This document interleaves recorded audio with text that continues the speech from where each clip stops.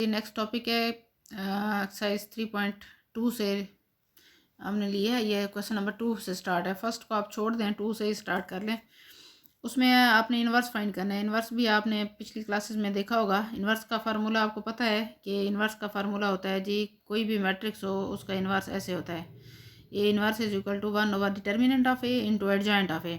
अब जो भी हमें मैट्रिक्स दी होगी ना, आपने इस फार्मूले को सबसे पहले लिख देना है कि since in A inverse is equal to this one, ठीक है ना। तो उसके बाद आपको क्या चाहिए, उसके लिए आपको ए का डिटर्मिनेंट चाहिए और ए का एडजॉइंट चाहिए। तो दोनों चीज़ें आप फाइंड करके इसी फार्मूले में, इसको बेशक आप इक्वेशन का नाम दे दें कि ये आपके पास फर्स्ट इक्वेशन है।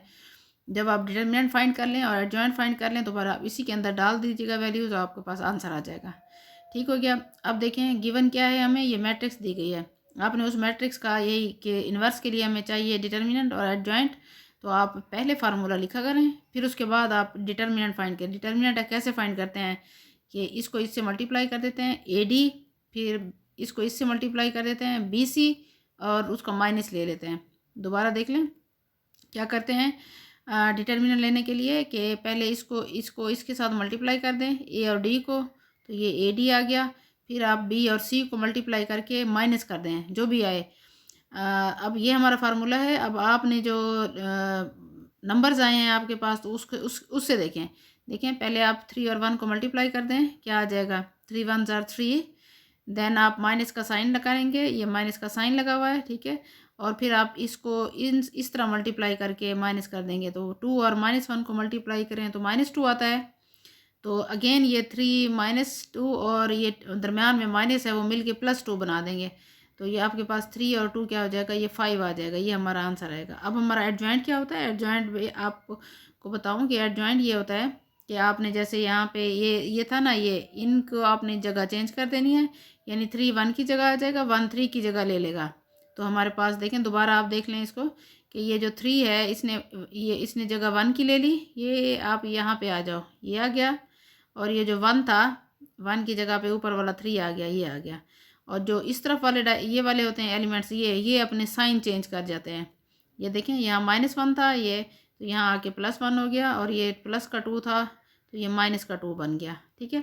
ये हमारे दो फार्मूलाज थे, इसके अंदर जो यूज़ होंगे डिटर्मिनेंट और एडजॉइंट। ये सारा इसी तरह के क्वेश्चन आएंगे। मैं ज़रा दोबारा बता देती हूँ। ये हमारे पास ये मैट्रिक्स दी हुई है, हमने ए का डिटर्मिनेंट फाइंड किया। डिटर्मिनेंट आपको पता है, इसको इससे मल्टीप्लाई करें, ये 3 आ गया, माइनस इसको फिर दूसरे से मल्टीप्लाई करें, ये 2 आ गया, तो ये हमारा 5 हो गया। इसको आप लिख लीजिएगा, नेक्स्ट स्टेप भी आप इसका लिख लीजिएगा 3, ये फिर 2 माइनस माइनस ++2 हो जाएगा, तो 5 हो जाएगा। एडजॉइंट क्या होते हैं। एडजॉइंट ये होते हैं कि यहाँ जो एलिमेंट पहले था उसको हम यहाँ ले आए और यहाँ वाला एलिमेंट यहाँ ले आए, इसको देख के आपने लिखा है। और ये वाला ये जो है इनके हमने साइन चेंज कर दिए, ठीक है। माइनस था तो प्लस कर दिया। ये देखें, अब ये फार्मूलाज भी हैं। कहीं आपसे ऑब्जेक्टिव में फार्मूलाज भी पूछ सकते हैं कि कोई भी मैट्रिक्स दे दें, सपोज ये दे देते हैं आपको कि आप इसका एडजॉइंट फाइंड करें, तो आपने ये लिखना है। इसी का डिटर्मिनेंट फाइंड करें तो आपने डिटर्मिनेंट ये निकाल के फाइंड करना है। तो क्वेश्चन हमारे यही हैं। जितने भी पार्ट्स हैं उसमें, जैसे मैंने फर्स्ट पार्ट बताया, आप सेकंड भी इसी तरह से कर देंगे, थर्ड भी इसी तरह से कर देंगे। थर्ड में आयोटा आया हुआ है, ख्याल रखना है। इसको जब मल्टीप्लाई करेंगे 2 आयोटा इंटू आयोटा, तो ये हो जाएगा आयोटा स्क्वेयर, 2 आयोटा स्क्वेयर, और फिर इसमें से ये माइनस कर देंगे। तो आपको पता है कि आपने ये वैल्यू सीखी हुई है कि आयोटा का स्क्वेयर लेते हैं तो वो हमेशा -1 आता है। जहाँ जहाँ आयोटा स्क्वेयर आता जाए आप उसको -1 लिख दें, उसको फिर सॉल्व करें। फिर इसी सी का आपने एडजॉइंट लेना है। एडजॉइंट सी का कैसे लेते हैं। सी का एडजॉइंट ऐसे होगा कि इनकी आप ये मैं इधर करता हूँ ज़रा, तो आप देखें सी का एडजॉइंट कैसे होगा। इनकी आप जगह चेंज कर दें। देखिए माइनस आयोटा यहाँ था तो ये ऊपर चला गया, 2 आयोटा ऊपर था तो ये नीचे आ गया, ये देखें, ठीक है। और ये जो इधर इधर वाले हैं एलिमेंट्स, ये वाले, ये दोनों आयोटास, इनके साइन चेंज कर दिए हैं। ये देखें, ये साइन चेंज हो गया, ये साइन चेंज हो गया। बस इसी तरह से आपने क्वेश्चन कर लेने हैं इनके। ये सारे इन्वर्सेस के हैं। ये इन्वर्स कर लेने के बाद आपके पास जो क्वेश्चन नंबर 3 है उसमें लीनियर इक्वेशन को सॉल्व करना है। लीनियर इक्वेशन को कैसे सॉल्व करना है। लीनियर इक्वेशन को सॉल्व करने का हमने मेथड, एक क्रैमर रूल भी पढ़ा हुआ है। वैसे यहाँ हम वही इन्वर्सेस लेके इनको हम सॉल्व करेंगे। तो इन्वर्सेस लेके हम कैसे सॉल्व करते हैं इनको, ये जो है ना, इनको ये देखें कि ये हमारे पास हैं जी, ये आ गया जी, ये इन्वर्सेस लेके हम कैसे सॉल्व करते हैं, आपने ये भी मैट्रिक में किए होंगे। सबसे पहले आप ये इक्वेशंस लिख लेते हैं। इक्वेशंस लिख लेने के बाद ये देखें, ये दो इक्वेशंस लिखी हुई हैं। आपने फिर इनको क्या कर देना है, मैट्रिक्स फॉर्म में लिखना है। आप ये लिखेंगे writing in matrix form. Matrix form में कैसे लिखेंगे, ये जो आपके पास आ जाते हैं जी कांस्टेंट्स आ जाते हैं, पहले आप उनको लिख लेते हैं। ये देख लें, ये हमारे पास हैं जी, ये इक्वेशंस हैं। ये फर्स्ट क्वेश्चन है, ये देखें, ये सॉल्व कर लें तो ये हमारे पास आ जाते हैं इनके कांस्टेंट्स मैं दोबारा आपको बता दूं, इसका कांस्टेंट 2 है, इसका -3 है, ये मैं यहाँ लिख रही हूँ। फिर ये 2 - 3 और इज इक्वल टू 5, तो ये b हमारा होता है, ये 5 आ जाता है। फिर उसके बाद हमारे पास 5x1 है, ये 1x2 है, तो ये 5 कांस्टेंट आ गया, 1 कांस्टेंट आ गया। ये हमारा मैट्रिक्स फॉर्म में हमने इनको लिख दिया। ठीक है, कितने कॉन्स्ट यूज़ हो रहे हैं वेरिएबल्स x1 और x2 में, उनको हम ऐसे लिख लेते हैं। तो हम इनसे ये लिख लेते हैं कि ये जो हमारी मैट्रिक्स बन गई है ये a है, ये x वाले जो मैट्रिक्स बन गई है ये हमारा x है, ये जो बाहर वाली मैट्रिक्स बनी हुई है ये b है। तो फिर हम क्या करेंगे, हम इसका फिर x की वैल्यू हमने फाइंड करनी है, तो a को हम इस साइड पे ले जाएंगे तो ये हमारा इन्वर्स बन जाएगा। तो ये हमारा ये इन्वर्स आ गया। ठीक है, ये इन्वर्स, ये ख्याल रखिएगा बच्चे मोस्टली ये करते हैं कि b लिखा हुआ है यहाँ, तो यूँ लिखा हुआ होता है x इज़ इक्वल टू, चूँकि b लिखा हुआ होता है तो फिर यहाँ हमारा ax था तो वो a को उठा के यहाँ ले आके लिख देते हैं। तो ये काम नहीं करना आपने, a हमारा यहाँ आ जाएगा, यहाँ इस तरफ नहीं आएगा ये। ठीक है, ये a b ऐसे बन जाएगा। जब हम इसको यहाँ से इरेज करेंगे तो ये उठा के हम यहाँ लेके आएंगे, उधर नहीं लेके जाएंगे। ठीक है, एक्स को या ए को जो भी चीज़ लेके आनी है ना आपने उसको बी से पहले लिख देना है इन्वर्स, जैसे कि यहाँ लिखा हुआ है। दोबारा सुने ये बात कि जब हम इसको A X is equal to B लिखते हैं, ये वाला जब हमें एक्स चाहिए हो तो हम बच्चे ए को उठा के ना इस तरफ ले आते हैं बी के, तो उधर नहीं लेके आना, बी के इस साइड पे राइट साइड पे नहीं ले आना, तो बल्कि लेफ़्ट साइड पे रखना है। ठीक है, ये हमारा एक्स फाइंड करने का मेथड आ गया। एक्स फाइंड करना है, ए इन्वर्स इंटू बी को मल्टीप्लाई करना है। तो अब हम ए हमारे पास यही है, ए इन्वर्स फाइंड करना है। पिछले क्वेश्चन में मैंने आपको इन्वर्स फाइंड करना बताया, इन्वर्स कैसे फाइंड करेंगे। इन्वर्स फाइंड ऐसे करते हैं, ए का इन्वर्स के उसका डिटर्मिनेंट निकालते हैं, उसका फिर एडजॉइंट निकालते हैं, दोनों निकाल के आप उसके अंदर डाल दें। ये आपका पिछले सवाल वाला मेथड है। अगर आप पहले पिछले को अच्छी तरह से कर लें तो आपको ए इन्वर्स निकालना आ जाएगा। जब आपको ए इन्वर्स निकालना पिछले क्वेश्चन का आ जाएगा तो यहाँ भी आप आसानी से कर लेंगे ए इन्वर्स।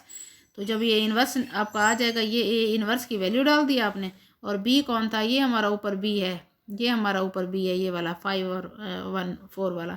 हम वहाँ 5 और 4 डाल के ना हम इसको फिर मल्टीप्लाई कर देंगे। ये मल्टीप्लिकेशन भी आपको सिखाई हुई है पिछले लेक्चर में मैंने। मल्टीप्लिकेशन कैसे करनी है, इसको उठा के इनके ऊपर डाल देना है, तो 5 1 के पास आ जाएगा और फिर 4 3 के पास आ जाएगा। उनको आपने मल्टीप्लाई करके ऐड कर देना है, तो आपको ये वैल्यूज़ मिल जाएंगी 17 और -17। अब ये जो बाहर खड़ा है इसको अंदर ले आओ, डिवाइड कर दें इसके साथ, तो आपके पास ये वैल्यूज़ आ जाएंगी।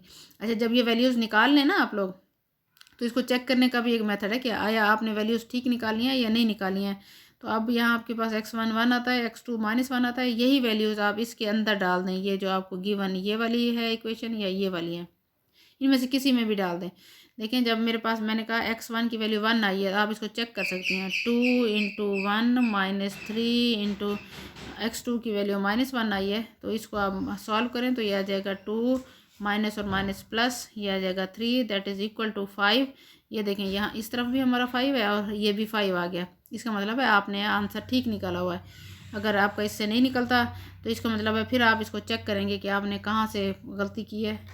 तो ये सारे क्वेश्चन जो इसके हैं ये ऐसे ही होंगे क्वेश्चन। अब ये हमारे पास क्वेश्चन है जी 4 में अब बाकी सारे पार्ट्स वैसे ही होंगे। 4 को देख लें, 4 फिर वही प्लस माइनस पिछली एक्सरसाइज पे आ गए हैं। अगर पिछली नहीं की दोबारा करें उसे, क्योंकि आगे फिर वही आने वाला है, ए और बी और सी, और उनको ऐड करें और उसको सब्ट्रैक्ट करें और मल्टीप्लाई करें। देखें, a - b माइनस वाला आपको बताया हुआ है, a - b, ये a है ये b है। हर एलिमेंट को आप वो करते जाएं, हर एलिमेंट को माइनस करते जाएं, फिर आपके पास आ जाएगा माइनस वाला। तो जब ब्रैकेट्स आ जाएं तो इनको पहले सॉल्व कर लें, a - b - c, तो ये पहले कर लें तो ये आपसे हो जाएगा। ठीक है, ये क्वेश्चन हो गया आपका 4। फिर आपके पास क्वेश्चन 5 है, वो भी इसी तरह से मल्टीप्लिकेशन है। ब्रैकेट्स वालों को पहले सॉल्व करने हैं, उनको मल्टीप्लाई कर दें। जैसे आपके पास ये है, ये मल्टीप्लिकेशन a और b को पहले करें फिर c के साथ करें, उसको छोड़ दें जो भी आता है, फिर बी और सी को मल्टीप्लाई करें, जो आंसर आ जाए उसको ए से करें। ये ख्याल रखना है बी और सी के साथ ए को इस तरफ नहीं ले आना, आपने ए को पहले रखना है, पहले ए आएगा फिर बी और सी का मल्टीप्लिकेशन आएगा। फिर इसी तरह से इसको सॉल्व करना है, ब्रैकेट्स वाला काम पहले करें फिर दूसरा काम बाद में करें। अगर जो नहीं आएगा वो फिर आप मुझे बताएंगे। क्वेश्चन नंबर 5 भी इसी तरह से होगा। 6 को भी आप कर सकते हैं, ये सिंपल फार्मूलाज हैं जो आपने 8 से ये पढ़ते आ रहे हैं। ए प्लस बी का स्क्वायर है और ए माइनस बी का स्क्वायर है, और फिर ए प्लस बी और ए माइनस बी को मल्टीप्लाई करें तो क्या आता है।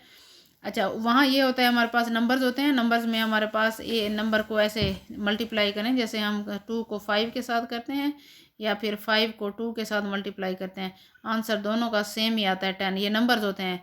लेकिन चूंकि मैट्रिक्स में हमारे पास ऐसे नहीं होता कि हम एक मैट्रिक्स को दूसरी मैट्रिक्स के साथ मल्टीप्लाई करें, फिर जो दूसरी बार लिखी थी उसको पहले लिख के मल्टीप्लाई करें तो एक जैसा आंसर है। तो इसीलिए जब ऐसा पॉसिबल नहीं है तो ये हमारे पास आपस में फिर ऐड भी नहीं हो सकते, ये ए बी और बी है, ठीक है, ये एक जैसे नहीं होते। इसलिए हम इसको ऐसे नहीं लिख सकते कि जो जो फार्मूला हम शुरू से पढ़ते आ रहे हैं ये मैट्रिक्स के लिए वैलिड नहीं होता। बस आप इसकी यही रीज़न बता देंगे। अच्छा, और फिर जो 7 है उसमें आपने फिर मल्टीप्लिकेशन करनी है। मैट्रिक्स ज़रा बड़ी आ गई है, पहले आप छोटी यूज़ करते थे। आपने क्या करना है, ए लेना है फिर इसका ए का ट्रांसपोज लेना है। ये हमारा ए है, ए का ट्रांसपोज आपको पता है कैसे लेते हैं। फिर इन दोनों को मल्टीप्लाई कर देना है, ए को और ए के ट्रांसपोज को। ये आपका आ गया। इसको आपने फिर जो आंसर आए उसको यहीं छोड़ देना है। फिर आपने ए का ट्रांसपोज पहले लिखना है और ए बाद में लिखना है, फिर उसका आंसर देखना है क्या आता है। तो ये देखेंगे आपके, हम इसको थोड़ा सा चेंज कर देते हैं आगे पीछे, फिर इनके आंसर्स डिफरेंट आ जाते हैं। क्वेश्चन नंबर 8 अभी आप इसी तरह से करेंगे। आपने ए और बी ले लेने हैं, जहाँ मल्टीप्लिकेशन हो किसी मैट्रिक्स को, जैसे एक्स को आपने 3x-2a, ए हमारे पास है, हमें 2a पहले चाहिए, फिर हम ए को 2 के साथ मल्टीप्लाई कर देंगे। पहले आप ए को 2 के साथ मल्टीप्लाई करो, ये देखें ये किया हुआ है, 2 के साथ आपने मल्टीप्लाई कर दिया, ये 2 के साथ सब एलिमेंट मल्टीप्लाई हो जाएंगे। फिर आपको मिल जाएगा जी 3x = जो भी आपको मैट्रिक्स मिल जाए, आप उसको फिर 3 को इसको ख़त्म करना है तो आप सारी को 3 पे डिवाइड कर देंगे, आपके पास आंसर आ जाएगा। ये भी आप क्वेश्चन कर सकते हैं। क्वेश्चन 9 भी आप लोग कर सकते हैं, ये आपने पहले किया हुआ है। अब इनको सॉल्व करें, जो नहीं आएगा फिर मैं डिस्कस करेंगे।